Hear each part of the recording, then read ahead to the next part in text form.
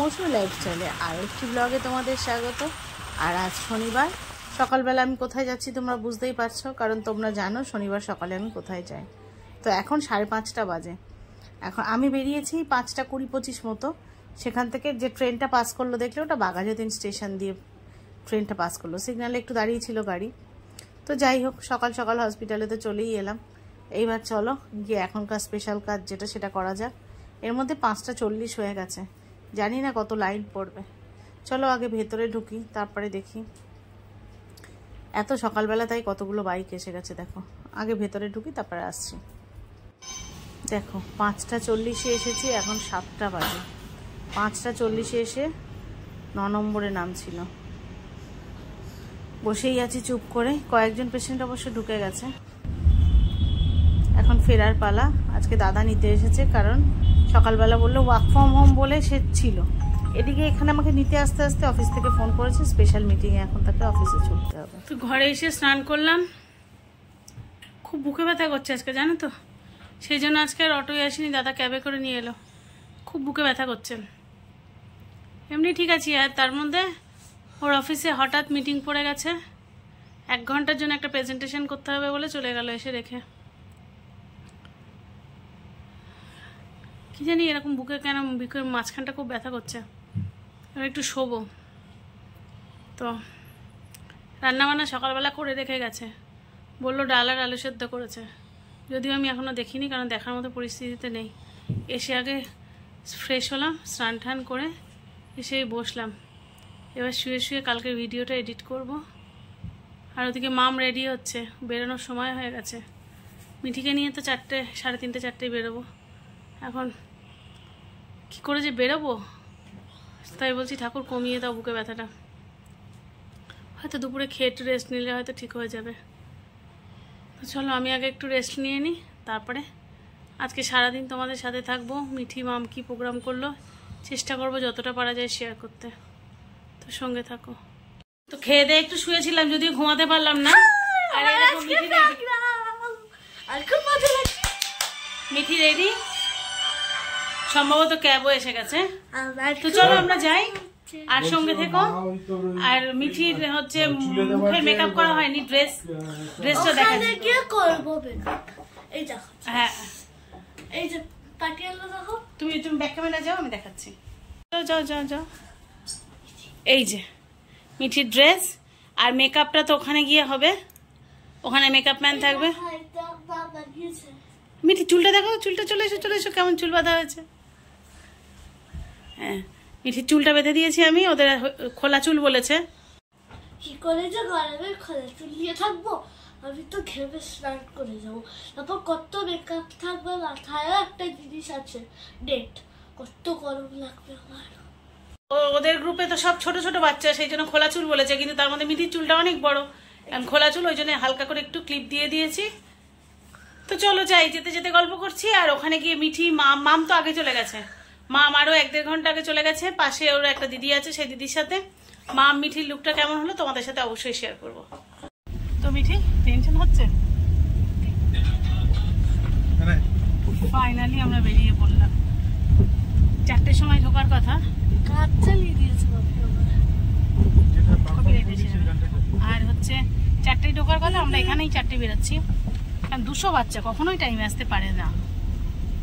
একটু তো দেরি হবেই, কিন্তু মিঠি টেনশনে মরে যাচ্ছে, না স্যার বকা দেবে। গতবার 4টায় বলেছিল, 5টায় ঢুকেছিলাম। কিন্তু ও তো ছোট, ওর তো টেনশন হবেই। হ্যাঁ ঠিক আছে, ব্যাপারটা হলো স্যারের একটু টেনশন থাকে, কারণ এত বাচ্চা টাইম এলোমেলো হয়ে গেলে। তো আমরা এক্ষুনি 10-15 মিনিটে পৌঁছে যাবো, চিন্তা নেই। আর মাম তো অনেকক্ষণ আগে পৌঁছে গেছে, মামের মনে হয় প্রায় ড্রেস হয়েও গেছে। চলো সঙ্গে থাকো। গিয়ে ওখানে রাস্তা দিয়ে ঘুরে বেড়াতে হবে। আমাদের তো 5:30টার আগে হলে ঢুকতে দেবে না। হ্যাঁ, কার্ড ছাড়া। আরে বাবা হ্যাঁ রে, তাই ভুলে গেছিলাম।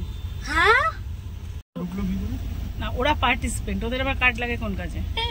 আমাদের ঢুকতে দেবে না। এখন ঢুকতে দেবে, এরপরে বাচ্চাদের ঢুকিয়ে দেওয়ার পরে যে গেট অফ করে দেবে আর ঢুকতে দেবে না। হ্যাঁ, যখন অডিয়েন্স ঢুকতে দেবে তখন কার্ড।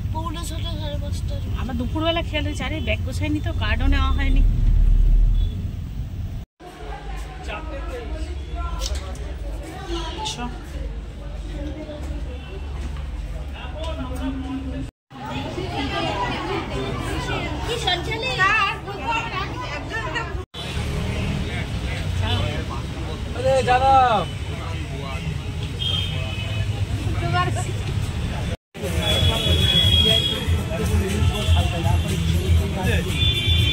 চলো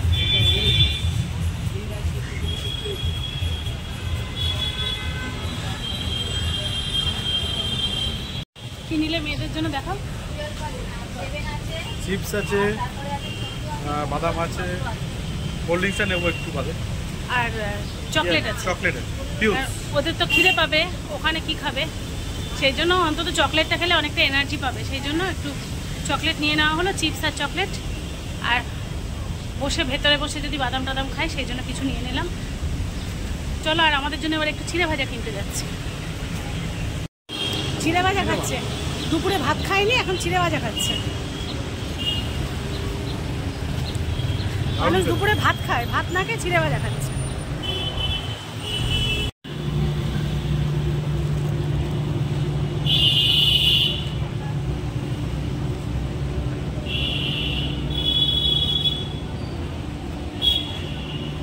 হল খুললো, এবার ঢুকি।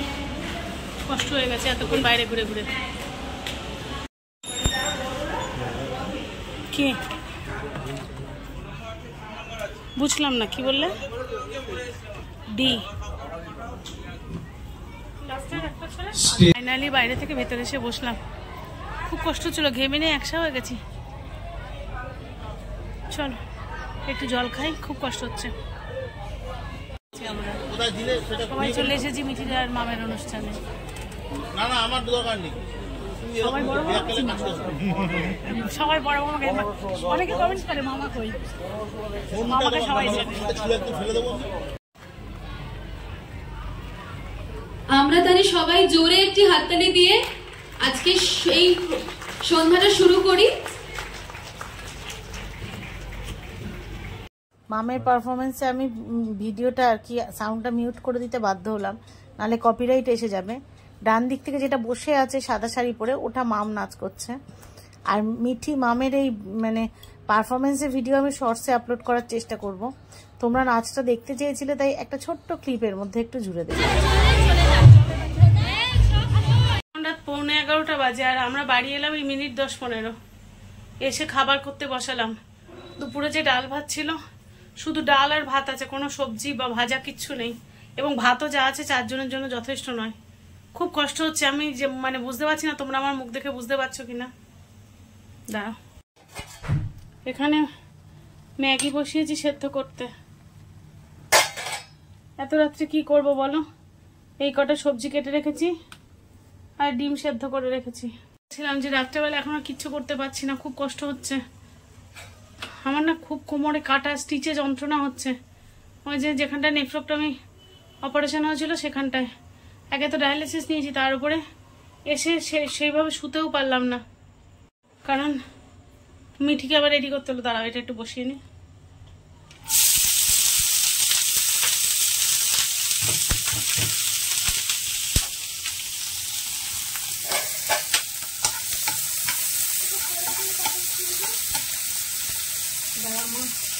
দেরি হয়ে গেছে তো মিঠিকে রেডি করতে হলো, তারপরে বেরোলাম। বেরিয়ে এবার সেই স্টেজ তো বাচ্চাদেরকে ঢুকিয়ে দিয়ে, ওই আমি সব উল্টোপাল্টা বকছি, স্টেডিয়ামে বাচ্চাদের ঢুকিয়ে দিয়ে গার্জেনদের বাইরে বাইরে ঘুরতে হয়েছে 1 ঘন্টা। আমার খুব কষ্ট হয়েছে। তারপরে 5:30টায় স্টেডিয়াম ওপেন করেছে। খুব কষ্ট হচ্ছে। আমি জানি না আজকের ব্লগ কি হয়েছে, কতটা হয়েছে, আমার কিচ্ছু জানা নেই। তো আমার না খুব কষ্ট হচ্ছে। আমি একটু খাবারটা করে নিই, তারপরে আমি ফিরে আসছি, এসে তারপরে ব্লগটা এন্ড করব। জানি না আজকে কি ভিডিও করেছি, তোমাদের কাছে কি প্রেজেন্ট করব। একবার ভাবছিলাম ভিডিও দেব না কালকে, তারপরে ভাবলাম তোমরা সবসময় আমার ভিডিওর জন্য ওয়েট করে থাকো, যদি ভিডিও না দিই তাহলে হয়তো ভাববে যে মৌসুমি অসুস্থ, সেই জন্য তোমরা টেনশন করবে। তাই ভাবলাম যে ছোট হোক বড় হোক যা হোক অল্প হলেও তোমাদেরকে ভিডিও দিই, আপডেটটুকু অন্তত দেওয়া উচিত। তবে আজকে আমার খুব কষ্ট হচ্ছে, যেখানটায় আমার নেফ্রকটমি অপারেশন হয়েছিল না ওখানে খুব যন্ত্রণা হচ্ছে। তোমার একটু দুপুরে শুতে পারিনি। আমার বিশেষত পিঠের কাছটা, মানে যেখানটায় কিডনিটা ছিল, যেখানটায় কেটে বাদ দেওয়া হয়েছে, ওই জায়গাটা খুব যন্ত্রণা হচ্ছে, বুঝতে পারছি না। বাড়ি এসে তো দেখালাম তোমাদেরকে প্লেন শুধুমাত্র ম্যাগি করলাম আর ডিম সেদ্ধ করলাম। আমার কিছু করার ক্ষমতা ছিল না যে আমি খাবার বানাবো। এখন তোমাদের দাদা কিনে আনতে চেয়েছিল খাবার, আমি কিনে আনতে দেইনি। আমি না বাইরের খাবার এখন কিচ্ছু খেতে ভালো লাগে না। খাবো না তাও আচ্ছা, জল খেয়ে শুয়ে পড়বো, কিন্তু বাইরের খাবার খাবো না। বাইরের খাবার এমনিও খাওয়া উচিত না, কিন্তু আমার বাইরের রুটি তরকারি খেতেও ইচ্ছা করে না, ভালো লাগে না। তাই ভাবলাম বাড়ি গিয়ে একটুখানি একদম হালকা একটু মশলা দিয়ে, মানে একটু সবজি দিয়ে, একটু গাজর, একটু ক্যাপসিকাম আর একটু পেঁয়াজ কুচি করে তাতে একটু ওই চাউমিনের মতো করে ভেজে তাই ম্যাগি করলাম। আর হচ্ছে ডিম সেদ্ধ করলাম, দেশি ডিম ছিল সেদ্ধ করলাম।